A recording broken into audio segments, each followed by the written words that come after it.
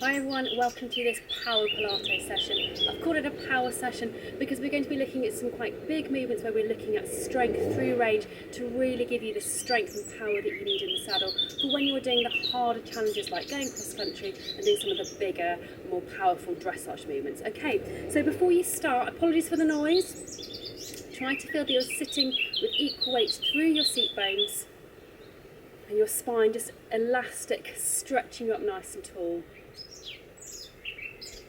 Then tuck your chin in gently and try to keep that little tuck and turn as you go from side to side. Now this exercise I find really useful for anyone who's doing a lot of jumping.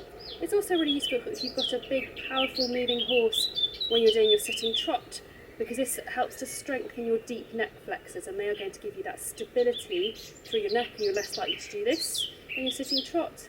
But also if your horse trips or stumbles, you have an awkward moment over a fence, those deep neck muscles are going to help give you some strength and support through your neck.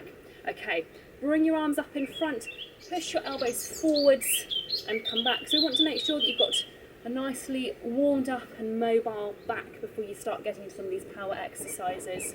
And as you're going forwards and back, we'll just take a moment to feel what's happening through your seat bones, keeping that pressure equal so you're not just drifting off to one side. So it's a simple warm-up type of exercise, but you still want to be equal through your body. Okay, we'll do one more. And then we're going to turn onto your front. And we're going to start with your Cobra.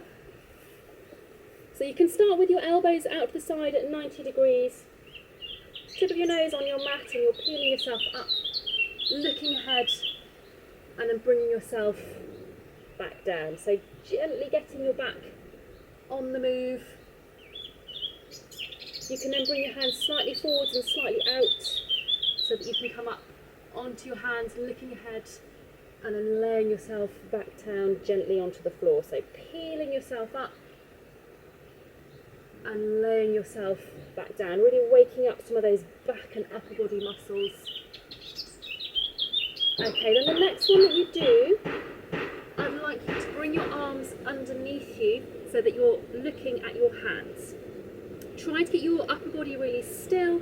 Bring your pelvic floor lift up onto floor 3 as you lift your pelvis and slowly lower. So you're lifting and lowering. Again, trying to get your upper body really still. I do hope you can hear me, otherwise you're just going to have to watch and copy what I'm doing. If this is easy, tuck your toes underneath your feet. You can lift your pelvis, lift your knees, lower your knees and lower your pelvis, or you can lift your knees and pelvis together and lower them together. So whichever one you're doing, do the one that suits your body best. Some days my back is a little bit too stiff to be able to do these toes under versions, but I want you to be trying to get your head still. So thinking back to that neck exercise we did at the beginning, if your head is doing this all the time, you're not really working on that stability through your upper body, through your neck. That's not going to help you to keep your head still in the saddle. When I say still, I don't mean fixed and rigid, I just mean that stillness of movement. Okay, one more. Okay, then we're going to come up onto your hands and knees. Have your hands just in front of your shoulders, knees underneath your hips, and tuck your toes underneath your feet. And we're going to do a version of the leg pull exercise. I will give you 2 options to do. So pelvic floor onto floor 3 if you can. If you lose it through the exercise, don't worry, but keep trying to reset it if possible. So pelvic floor onto floor 3 as you lift your knees and slowly back down. You can stay doing this one if you want to, just keeping that lift quite small. You're not trying to come right up here. If you are honest with yourself, if you do come right up here, it is way easier than just keeping your knees hovering. However, the harder version, you're going to lift your knees and come over into the kind of plank position, and you're going to stay here, and you're going to alternate with lifting each leg in turn. But as you're doing these leg lifts, try to keep still through your pelvis, still through your upper body, still through your head and neck. So yes, you're working really, really hard. There's a lot going on, but you're keeping very still through your upper body and through your pelvis.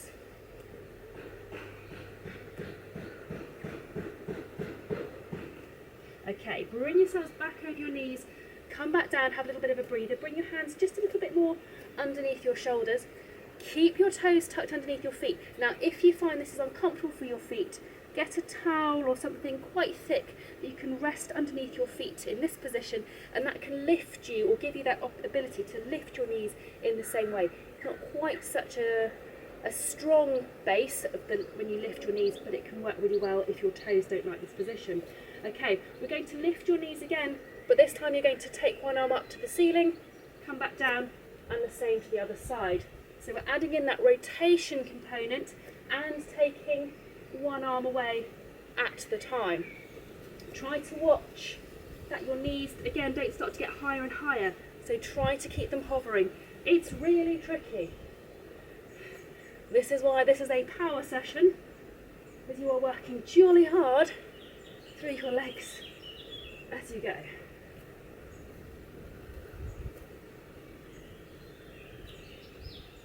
Last one. Okay, super. Bring your knees back down, and then you're going to bring yourself up so that you are kneeling onto your shins. Okay, and we're going to do your reverse Nordics. I suggest, as you are riders, that you have your hands up in front of you as if you were holding onto your reins, and you're just leaning back and coming up again. I'm going to go sideways so you can see the side view and get the angle, because you want a straightish line from shoulders, headlights to knees. You don't want to just be arching through your back. This is about the power through your tummy muscles, through your hip flexors, and through your thigh muscles. You want to be controlling that movement. Don't try and force the movement. You won't be able to get off the loo or climb the stairs, or certainly not come down the stairs tomorrow if you go too far. Look at your hands, keep them soft. So yes, this is a real power exercise from about here down.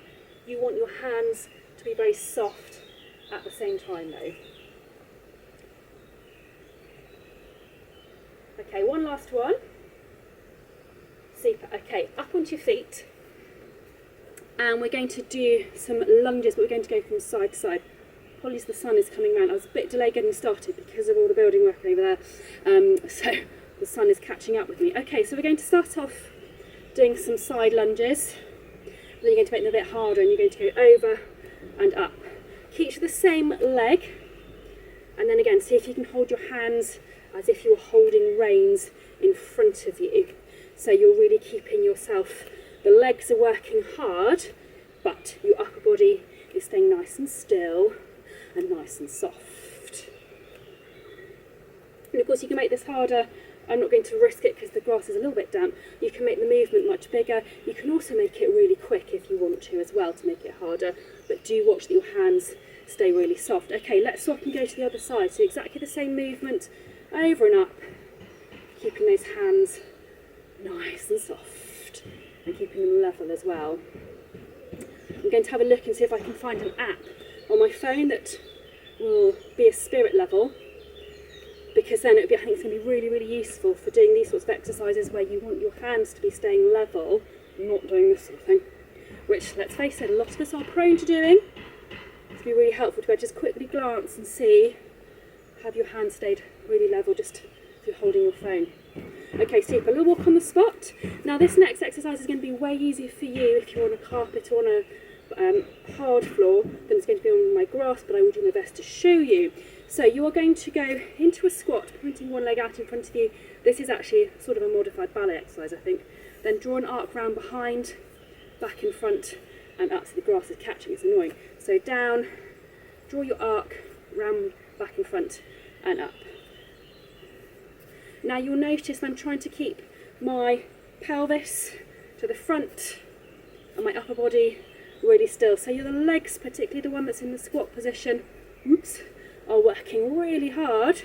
But again, we've got that upper body stillness. I'm having to really concentrate. Okay, we'll do one more with this leg. Okay, and then we're going to swap and go onto the other leg. So again, you're going to bend the knee and hold that position as you do those arcs. So the power, whoops, she says, falling over, the power went a bit quick, is through the leg that's holding you up, but you're also trying to keep that precision through the leg that's doing the circles, or the half circle, so that your pelvis isn't joining in. So it's stability, motion control. Two more. Last one. Super. Okay, we'll walk on the spot. Let those thighs just calm down a moment. Okay, onto one leg. And let's see if you can go up and down. Now again, this will be easier if you're on a flatter surface, but as I say so often, yes, I give myself a much bigger challenge trying to do these exercises on a not particularly smooth lawn surface, but a horse is not a smooth, solid, stable surface. There's one reason why you're doing all these exercises, so having the extra challenge of a lumpy surface is not a bad thing. Let's swap and do the same thing on the other leg. And anyone who spends any amount of time out of the saddle, whether you're jumping, hunting, just do lots and lots of fun rides, pleasure rides, you want good strength and stamina and power in those calf muscles. It's no good them getting tired after 5 minutes if you've still got 3 minutes of cross country left to do, or another 8 miles of pleasure ride, because you're just going to be loading your horse a whole load more. Okay, last one. Super. Okay, then let's have you facing backwards down your mat, and you're going to step back with one foot pushing your heel down into the mat, and again step backwards with that same foot pushing your heel down, keeping the knees straight, and again one more time pushing that leg backwards, heel down and knees straight. Bring that foot forwards. We'll do the same thing with the other side, so pushing that heel down, keeping the knees straight as you go, and again a bit further back, heel down, knees straight, and one more time, heel down, knees straight. Okay, and we're going to finish there. Hopefully that's made you a little bit tired, got your heart rate up a little bit, but if you're doing more demanding riding, this is the sort of work that you need to be doing. It's not just about the simple, graceful, controlled movements, it's about adding in that power element, pushing yourself into a little bit of fatigue. Hope you found that fun though. Thank you so much for watching, and enjoy whatever you're doing with your ponies at the moment.